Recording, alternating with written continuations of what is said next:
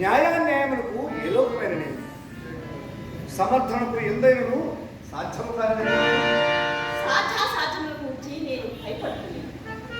ప్రతికూల పరిస్థితులు ఎప్పుడూ మనకు చెప్పి రావాలి.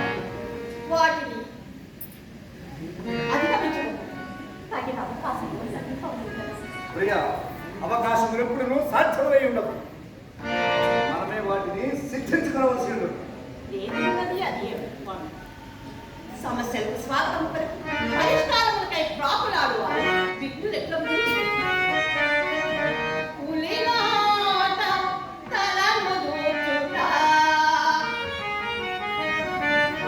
వెలువడు యత్నము విఘ్నుల కవలి నిలగడ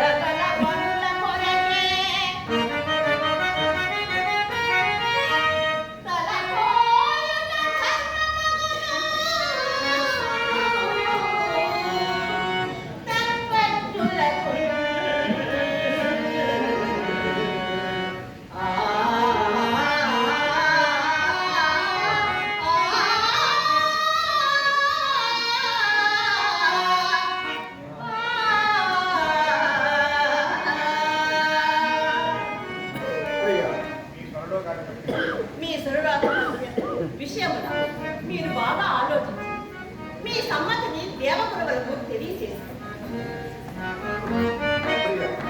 నీవు నా సగము దేహం మాత్రమే కాదు, ఇకపై జరగబోవు సమస్త విధి నిషేధములు ఎందుకు నీవు నాలో సగమై వ్యవహరిస్తున్నాను. సర్వదా నేను ఆహ్వానించుకుని సర్వలోకాది పచ్చలను కూడా నేను సాధించినప్పుడు నాకు సహకారిగా ఉండగలవని